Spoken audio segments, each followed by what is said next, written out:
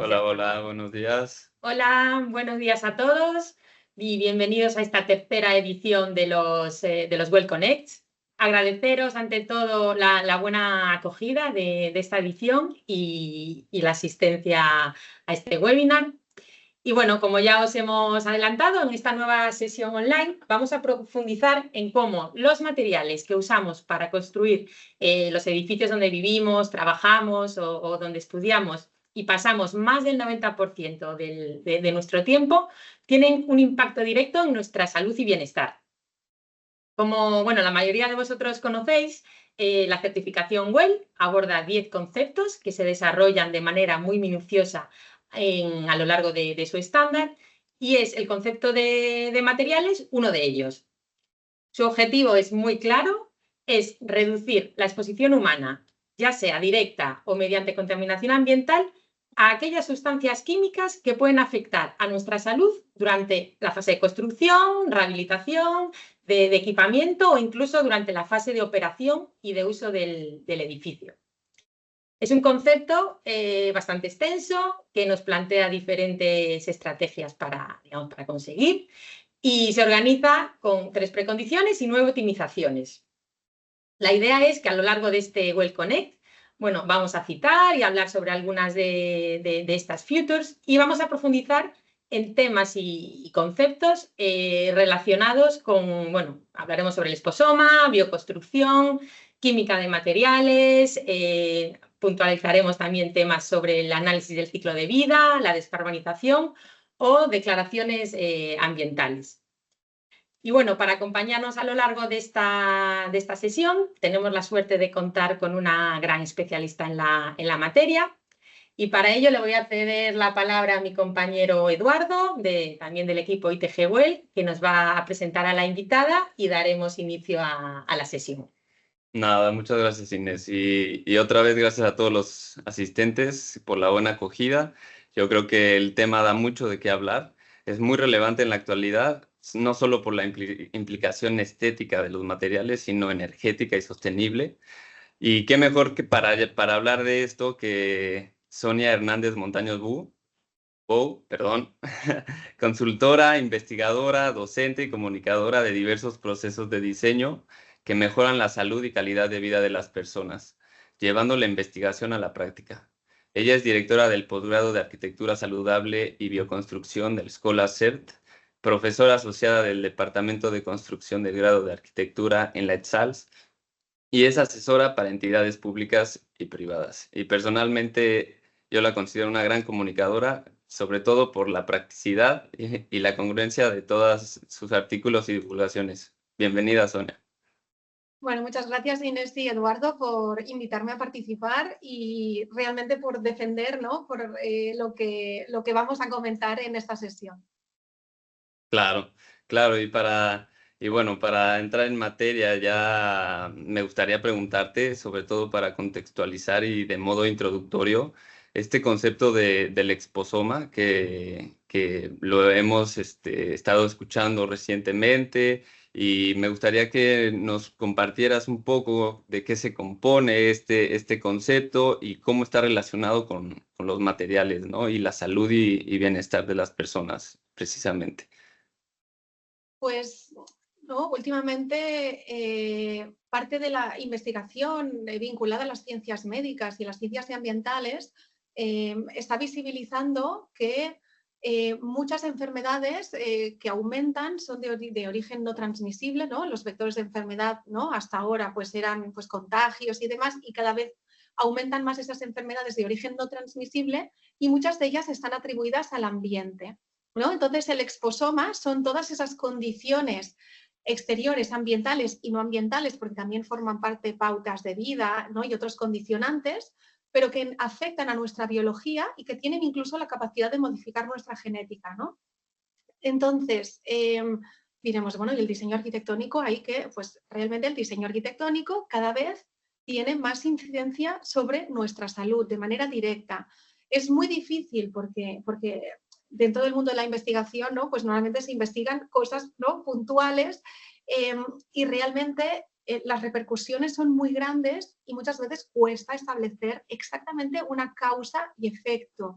pero sí que es cierto que ya tenemos información o sea, información suficiente como para considerar determinados mecanismos o determinadas decisiones que pueden conllevar problemas sobre la salud. Por lo tanto, ya podemos revertir esos factores, esos criterios de diseño para crear espacios más saludables bajo esos principios de Exposoma. Bien, pues la verdad que yo creo que es una reflexión muy interesante como para abrir la sesión. Y en esa línea, según tu opinión, o sea, podemos decir que existe una clasificación pues, para determinar el uso de unos u otros materiales, en cómo impacta esa química, eso, de los materiales en nuestra propia salud. Podemos hablar también de los compuestos orgánicos volátiles o de los menos conocidos, pero no menos importantes, los compuestos orgánicos, los persistentes, que tú también haces mucha referencia en algunos de tus artículos. O sea, ¿qué ideas nos puedes compartir en esta línea? Bueno, a ver, la revolución industrial permitió la aparición de materiales nuevos que facilitaban muchísimos procesos.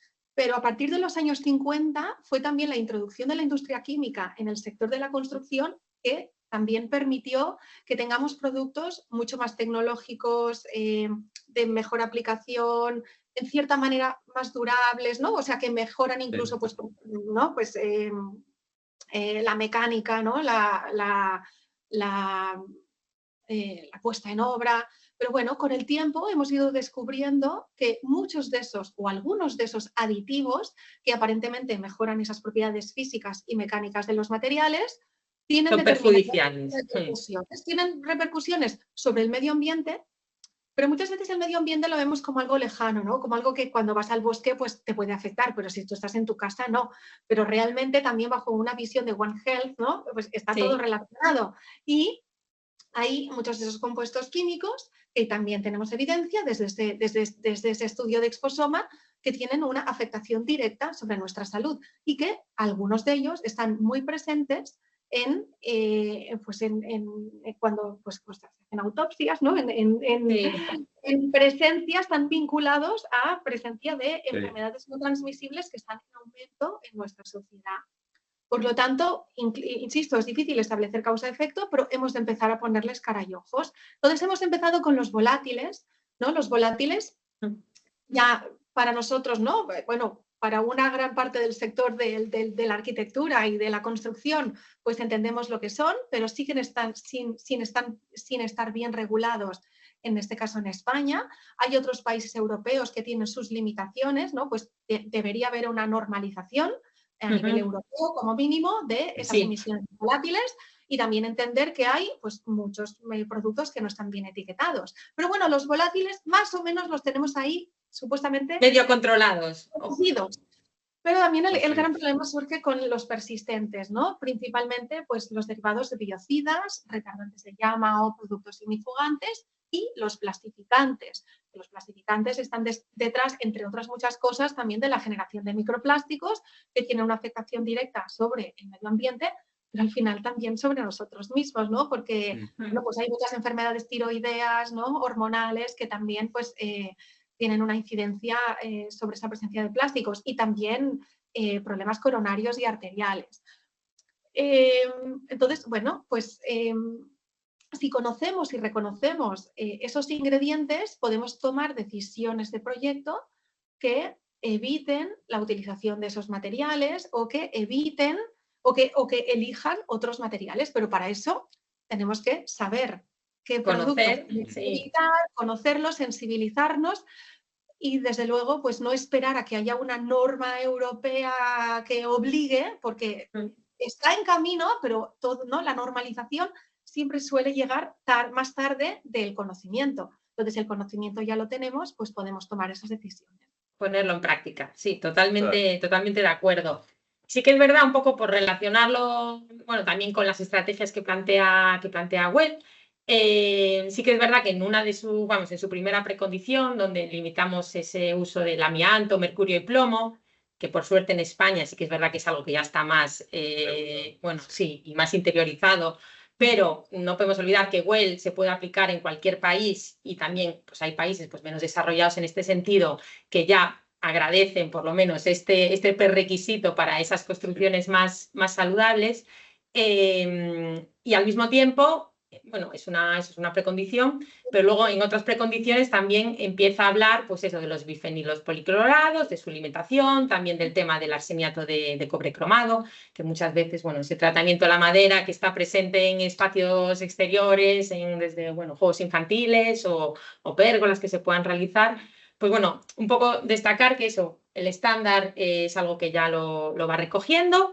Lo ideal sería esa norma a nivel europeo que nos ayudara también a todos los profesionales, como a que todo el mundo entendiera que hay que hacerlo. O sea, es por salud lo primero, pero además ya por normativa, que a veces parece que si no hay normativa, como que la salud pasa a un segundo plano. Entonces, bueno, el estándar es una vía, bueno, es algo optativo, pero bueno, que también está ahí. Y también me parecía interesante comentar por una de las futures que hay en el estándar, la X11, si no recuerdo mal, que se centra en la fase del edificio en los protocolos, por así decirlo, y productos de limpieza, que es algo que a veces pasa desapercibido, pero son rutinas que hacemos todos los días en nuestra casa, en la oficina donde trabajamos, y que creo que también tiene un gran impacto, o por lo menos hay que concienciar a la gente. Y justo, bueno, hace un par de semanas publicaste un artículo que yo creo que igual nos puedes dar ahí unos tips, unas pinceladas de por qué es importante y qué deberíamos hacerlo para tener unas prácticas saludables. Bueno, pues a ver, evidentemente podríamos hacer el símil con la alimentación, ¿no? Pues hay una oferta enorme de productos de alimentación y puede que te guste más, te guste menos, pero si ponemos coherencia, sabemos exactamente qué es lo que deberíamos comer para que nuestro cuerpo esté saludable, ¿no? Para rendir mejor, para envejecer mejor. Pues con los materiales de construcción es un poquito así. Hasta ahora ha parecido que todo vale, ¿no? Desde un punto de vista de sostenibilidad medioambiental, pero también bajo esa repercusión que al final, ¿no? ¿Cómo es esa calidad ambiental interior? Quizá un edificio es muy bonito, pero la calidad ambiental interior, ¿no? Y esa repercusión sobre la salud de las personas no lo es tanto. Entonces, yo recuerdo cuando era pequeño no había una declaración completa de ingredientes de los materiales de construcción. Pues si no había si no teníamos esa información, quizá pues estábamos exentos, ¿no? Podíamos no saber, pero en el momento... Ahora lo tenemos. Solo tenemos la declaración de ingredientes, pero además tenemos el yuca, otras aplicaciones que nos dicen muchas cosas. También sabemos que no solamente son calorías, sino que pues también hay, las grasas también son importantes, ¿no? Entendemos un poco más. Hemos de entenderlo como consumidores. Pues lo mismo debería pasar un poco con los materiales de construcción. Yo tengo que entender de qué están hechos, no solamente de si queda bonito, si queda feo y cuál es su aplicación mecánica, ¿no? Pues la parte más operativa, sino también qué está aportando a ese ambiente interior. Entonces, bueno, como decís, ¿no? Bifenilos policlorados, hubs, bueno, plastificantes de diversos tipos, retardantes de llama bromados o clorados. Ya sabemos qué repercusiones tienen, pues busquemos esa letra pequeña, ¿no? Hasta ahora era más difícil, pero cada vez debe haber más transparencia, por lo tanto, cada vez nos va a costar menos tener esa información. Pero claro, yo como arquitecta puedo invertir toda la energía del mundo en encontrar esos ingredientes, elegir, ¿no? Los productos de construcción más saludables. Insisto, no solamente los productos de construcción saludables dependen de emisiones de volátiles y persistentes, sino también de las propiedades físicas que aportan al ambiente interior, es decir, si tienen capacidad de regular la humedad, si tienen capacidad aislante o capacidad de acumulación de calor, si aportan inercia, si tienen eficientes. No, pues todos esos aspectos también los debo considerar, no solamente la parte química. Pero bueno, una vez yo he considerado todas esas variables y yo entrego el edificio y, ¿no? Y yo me voy, pues claro, depende de cómo sea ese mantenimiento, ya no solamente productos de limpieza, sino el resto de pautas de mantenimiento, de instalaciones y demás. Mobiliario incluso, sí. Claro, pueden cargarse todas esas iniciativas. Entonces, ya no solamente es que tiene que haber pues ese documento oficial de mantenimiento y uso del edificio, ¿no? O el libro del edificio, sino realmente yo tengo que implementar unas pautas que vayan más allá. Y los productos de limpieza son pues son una parte importante, sobre todo en emisión de volátiles, ¿no? De manera puntual cuando estoy limpiando, pero también de persistentes, porque tienen muchos biocidas. Entonces, bueno, no siempre, ¿no? Después tenemos unas normativas que no siempre en edificios públicos voy a poder limpiar con vinagre y bicarbonato, ¿no? Ya, por ejemplo, ya. Y, ¿no? Pero siempre puedo encontrar productos que cumplan la norma y que reduzcan Alternativas, sí. siempre hay alternativas, siempre. O sea, me tengo que quedar claro que siempre voy a encontrar alternativas de todo. Las tengo que buscar, tengo que saber qué busco. Y de nuevo, sería como en alimentación. Debería rodearme, o sea, debo comer cosas, ¿no? Pues al final que sean lo más naturales posibles y lo mínimo procesadas, ¿no? Muchas veces el procesado es sinónimo de, pues en materiales, un poquito sería lo mismo. Contra menos procesados y más naturales, mejor. Y muchas veces, si están aditivados, pues tengo que entender por qué están aditivados, cuáles son las prestaciones que está aportando esa aditivación, porque a lo mejor resulta que puedo encontrar un material que de manera natural, ¿no? Por su propia naturaleza, me da una respuesta directa al requerimiento que estoy pidiendo. Entonces, bueno, un poco sería las prioridades a la hora de elegir y sobre todo a la hora de entender cómo debo mantener ese edificio.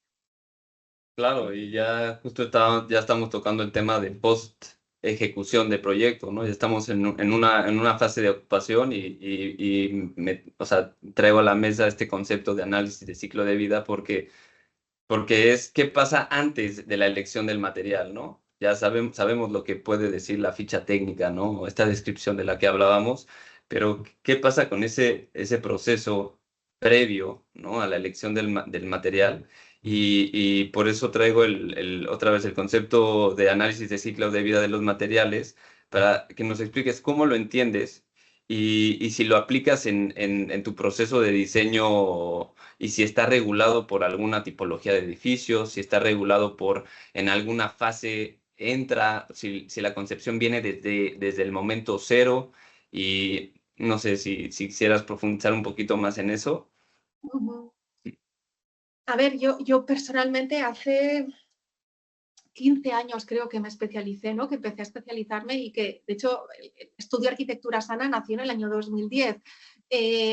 Y en ese momento, pues las declaraciones ambientales de producto, el análisis de ciclo de vida, ¿no? Todos esos aspectos no incorporan, o sea, ¿no? Los indicadores de sostenibilidad eran muy limitados. Afortunadamente, cada vez los hemos ido abriendo y han ido abrazando también criterios de salud. Entonces, ahora ya sabéis que hay unas directivas europeas, ¿no? La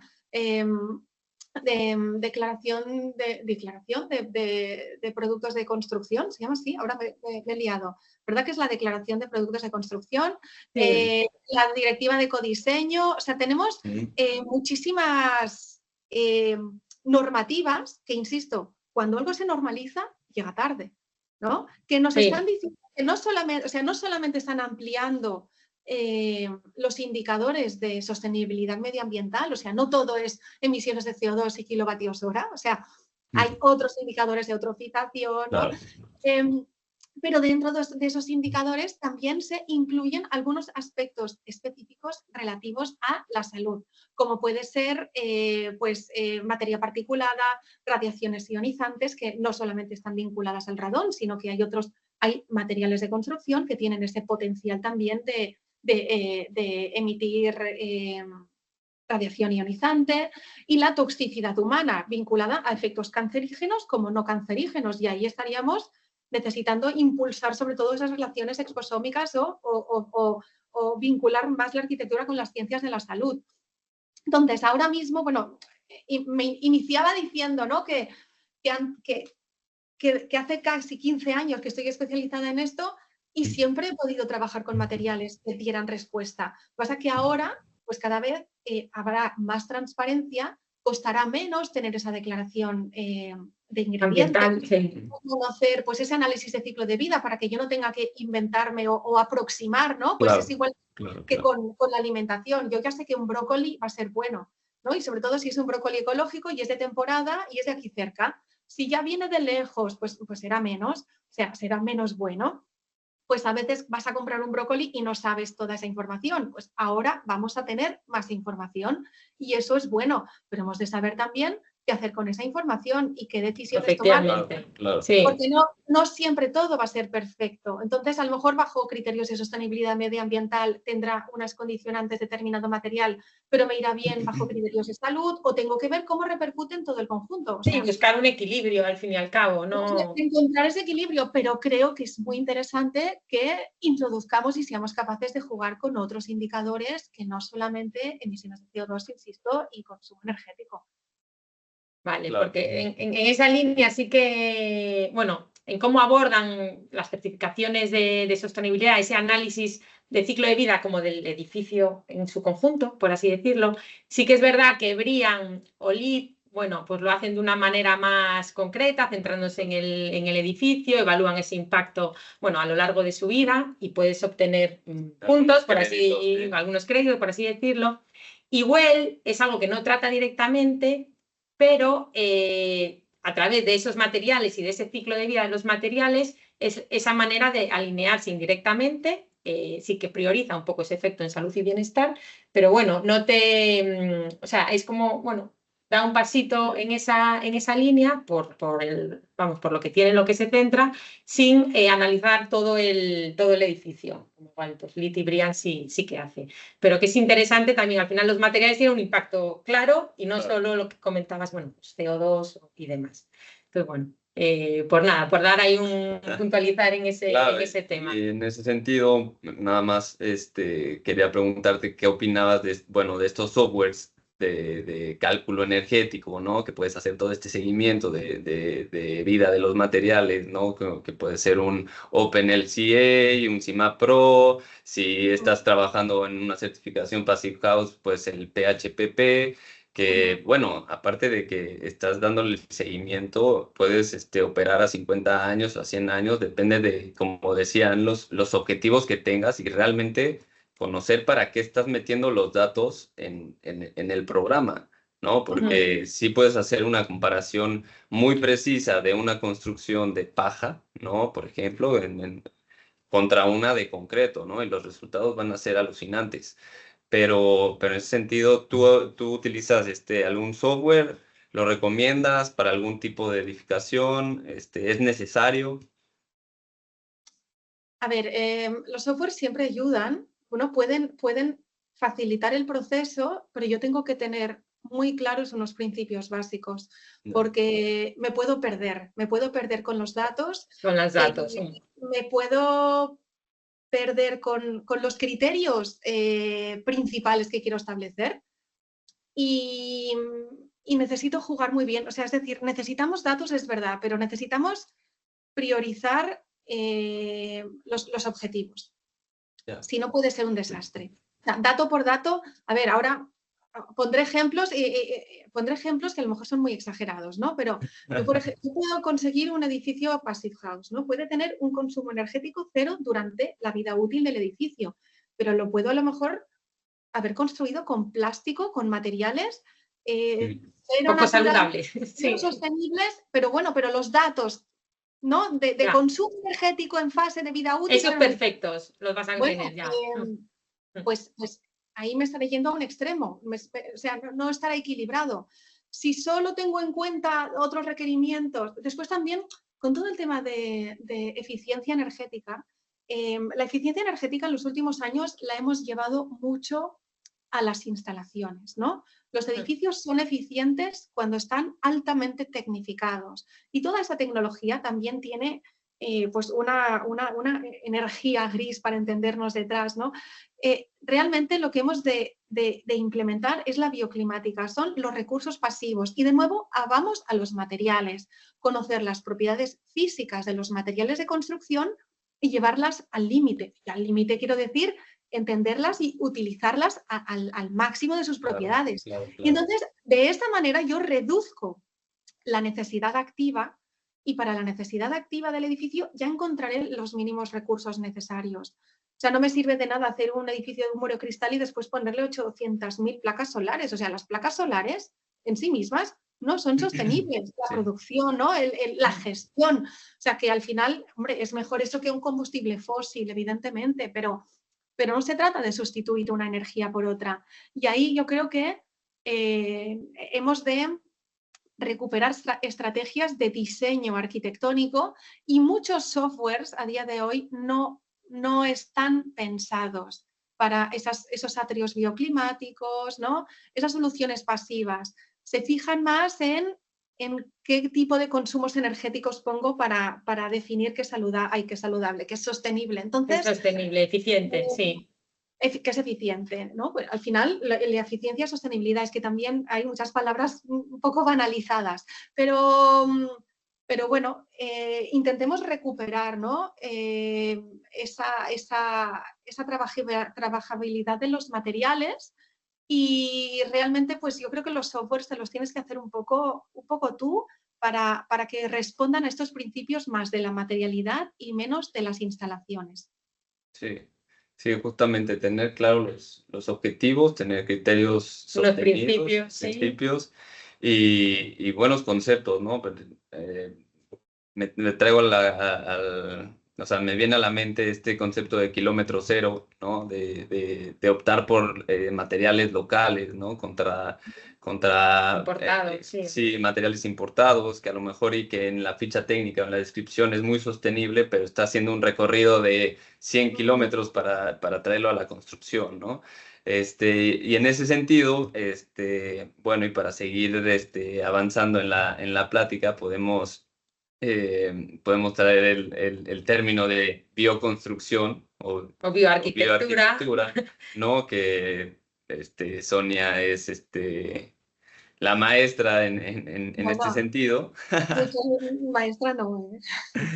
Y bueno, y que nos cuentes un poco la actualidad de la bioarquitectura o la bioconstrucción, cuál es pues digamos, el concepto clave que tiene la bioarquitectura y cómo lo podemos escalar, ¿no? A grandes edificios o otro tipo de tipologías, perdón, la redundancia, a tipologías de mayor escala, ¿no? O a rehabilitaciones, reformas. No lo sé, ¿qué nos puedes decir de esto? Pues mira, la bioconstrucción, antes de decir lo que es, te diré lo que no es. No es hacer casitas de COVID, ¿vale? Claro. No es hacer edificios redondos con residuos que has encontrado de cualquier sitio, sino que en el fondo lo que hace la bioconstrucción es intentar generar hábitats humanos que respondan a las necesidades fisiológicas, biológicas y también emocionales que tenemos las personas con el mínimo de recursos necesarios. O sea, claro, ¿no? Estoy todo el rato como los abuelos, o sea, pues eso, cuando empecé con todo esto, la bioconstrucción era algo que iba como en paralelo al sector de la construcción, pero es que cada vez se está acercando más, o sea, para mí la bioconstrucción tiene las respuestas a todos los retos que se está planteando el sector de la construcción a día de hoy, ¿no? Pues utilizar técnicas constructivas que a veces no es mirar al pasado glorioso, en plan romántico, de es que antes es que construíamos con tapia. No, pues que realmente la tapia es un gran sistema constructivo que además existe en unas zonas donde es la materia prima que tiene, ¿no? Que hay. ¿Y por qué no podemos seguir trabajando la tapia y recuperando pues esa inercia térmica y mejorarla, optimizarla, industrializarla? O sea, se le puede dar muchísimas vueltas, pero insisto, la bioconstrucción al final lo que nos brinda son pues esa lectura, ¿no? Del territorio, esa lectura de los materiales de un entorno, de cómo trabajarlos y después pues toda la parte de sostenibilidad, evidentemente, pero centradas en las necesidades de las personas. Y para mí pues esa es la gran respuesta. Bueno, bien, muy claro, y también explicando lo que no es. Y se entiende, ¿sabes? Se entiende bien, pero yo, o sea, en mi opinión, o sea, sí que hay un montón de avances en todo el tema de la bioconstrucción y demás, y cada vez yo creo que hay más concienciación, o sea, se valora, por supuesto, muchísimo más, pero sí que aún sigo viendo un poco una diferencia entre apostar por la bioconstrucción, por así decirlo, en el sector privado o en el sector público.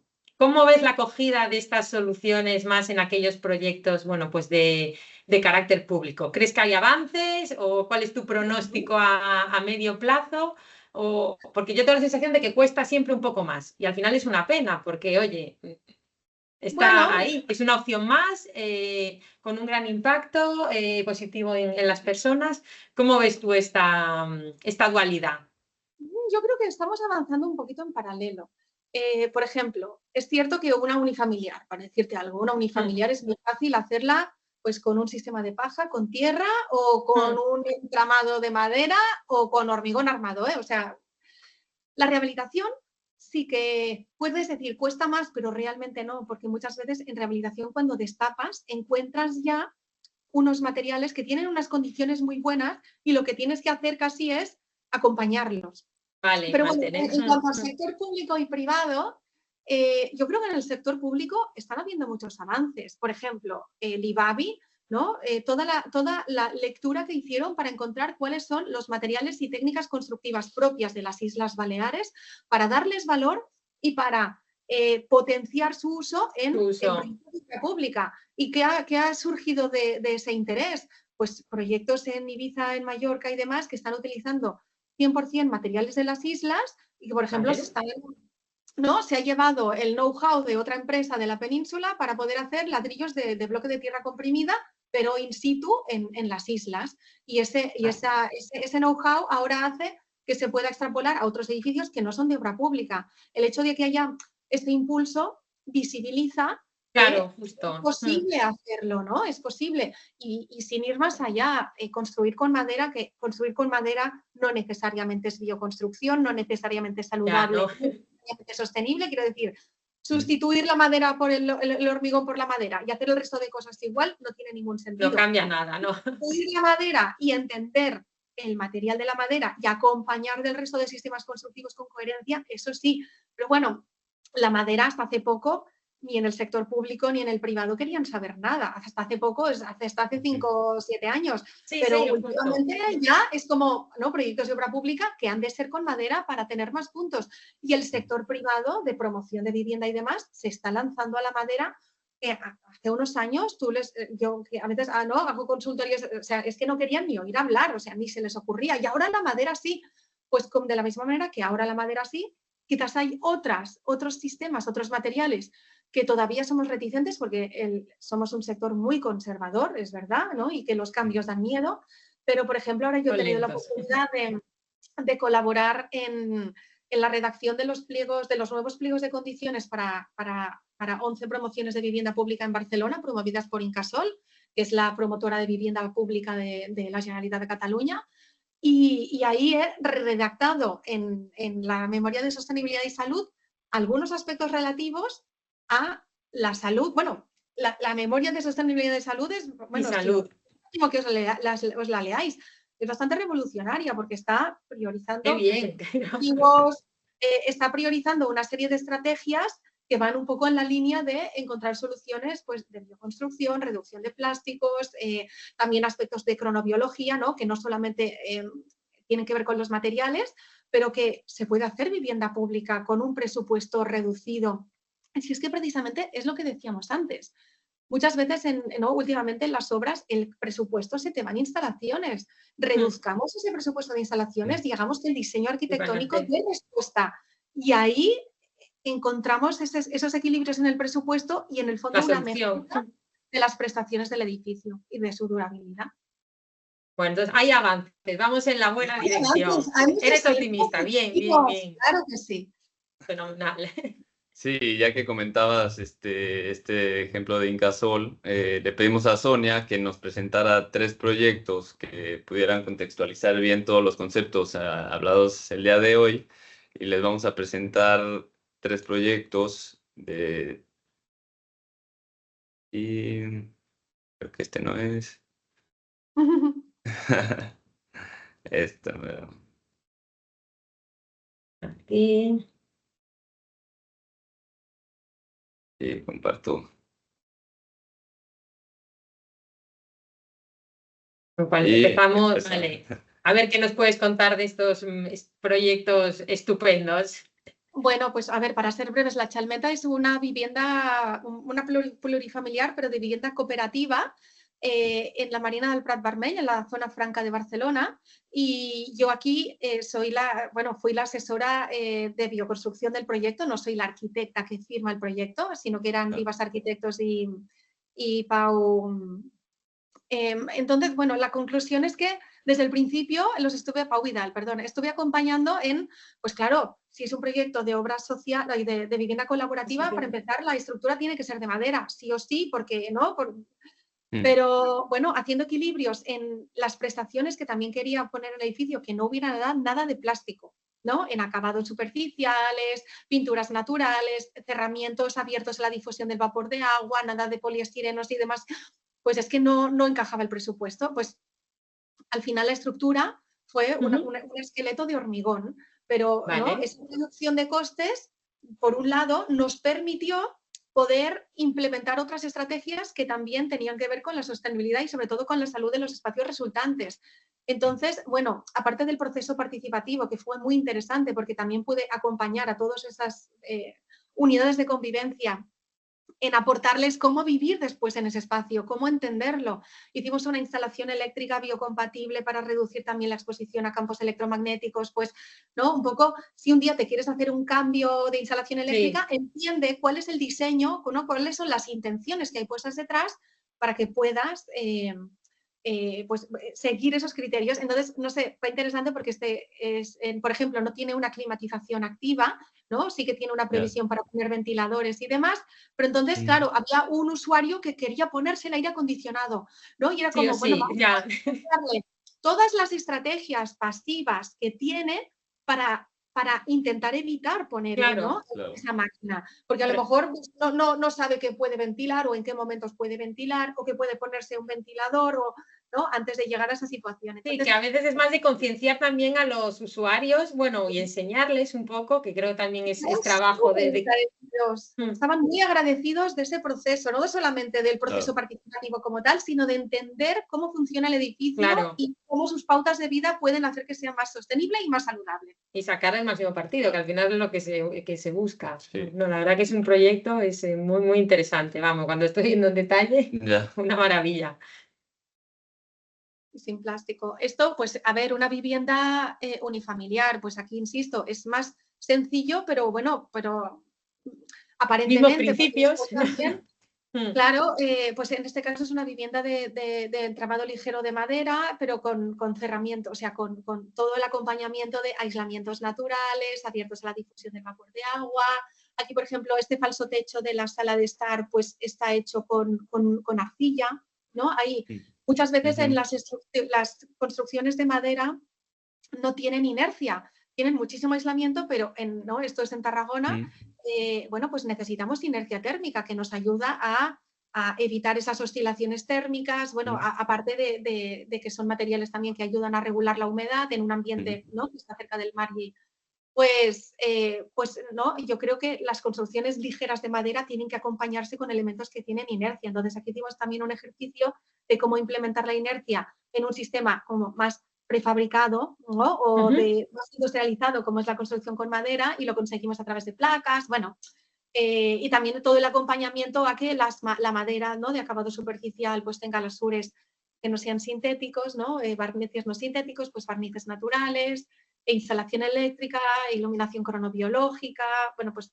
todo el acompañamiento al resto de criterios de diseño para que sea un espacio saludable, confortable y agradable.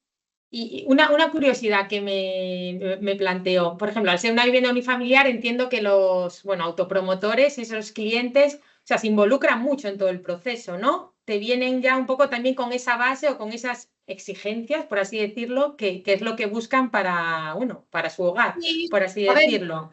Claro, si van a un despacho que se llama Arquitectura Sana, pues ya algo de sensibilidad tienen. Lo que pasa es que sí que es curioso porque en ese acompañamiento siempre se descubren cosas que a lo mejor no habían valorado, ¿no? A lo mejor pues una concienciación de algo, pero hay otro aspecto que desconocían que también. Entonces, sí, normalmente son personas, y en este caso mucho, ¿no? Que son muy comprometidas y que entienden esas decisiones y que las aceptan y al contrario, que les gusta mucho.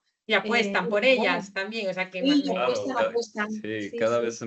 cada vez hay más apertura en este sentido, en los clientes, en diseñadores de interiores, en arquitectos que están apostando por integrar materiales naturales. Ese convencimiento que tenemos que hacer los arquitectos al cliente y darle todo el seguimiento y promover este tipo de materiales, bueno, eso va a ser siempre el reto que tengamos. Y bueno, Pero insisto, perdón, que es importante tener los criterios claros, porque normalmente el cliente lo quiere todo, ¿no? Y todo no es viable, pero no solamente por un tema económico, sino que no es viable por muchos, no, hay que tomar claro. decisiones. De Entonces, ejecución o de, por ejemplo, sí, sí, a es muy nivel... importante tener prioridades, o sea, saber qué quiero defender y qué me es igual. Porque si no, de nuevo, ¿no? Como con las certificaciones o con ¿no? los cálculos nos podemos perder, Te pues puedes también perder el tenemos camino. prioridades. Entonces es importante. Yo tengo un presupuesto de tanto. Bueno, pues vamos a hacer un proyecto que sea saludable. Claro, no sé, si quiero después que sea mega domótico, digo, bueno, pues si quiero tanta domótica, se me va a ir el presupuesto en domótica y no voy a poder poner, me invento un revoco de arcilla. Y claro. para la usabilidad del edificio es mejor que tenga pues ese material y demás que no esa domótica. Entonces, al final el cliente tiene que decidir en cierta manera, pero hay que poderlo orientar, porque todo siempre no es posible, hay que equilibrar. No, justo, hay que saber Sí. con esas prioridades. Claro, Y aquí, por bueno, ejemplo, es un caso de rehabilitación en el que también, ¿no? La rehabilitación es súper interesante, porque muchas veces ¿no? También desde un punto de vista de circularidad tendemos a tirarlo todo, ¿no? Y hacerlo de nuevo. Es más fácil y es lo que me da sombra y es más barato. Pero aquí hicimos, por ejemplo, un ejercicio pues, de encontrar qué vigas se podían mantener, qué vigas no. Entonces, cambiarlas de sitio y reforjar algún forjado con todo vigas recuperadas y entonces juntar otro con vigas nuevas. Bueno, fue un ejercicio donde también, aparte de evidentemente los promotores estaban muy sensibilizados, también los constructores, ¿no? Los operarios, los industriales que trabajaban, también tenían esta sensibilidad de hacer ese esfuerzo en recuperar, ¿no? y en utilizar pues, morteros de cal, ¿no? Utilizar el lenguaje propio pues que se utilizaba hace 150 años para poder bueno, pues encontrar lo que los clientes estaban buscando y sobre todo lo que todos buscábamos, ¿no? Que era intentar reaprovechar al máximo posible y lo que introdujéramos de nuevo, pues que no hiciera daño a las preexistencias. Muy bien, muy interesante. Bueno, de tiempo nos estamos acercando ya al final del webinar, pero mira, tenemos una pregunta que me parece muy interesante, que te la voy a comentar, es sobre los materiales del futuro, sobre la capacidad de innovación e investigación que existe actualmente para crear materiales más saludables.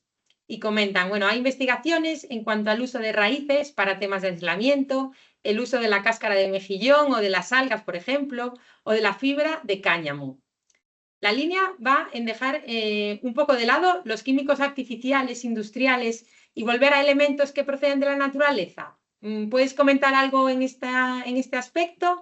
¿O hay algún material que crees que va a tener un impacto mayor en el futuro?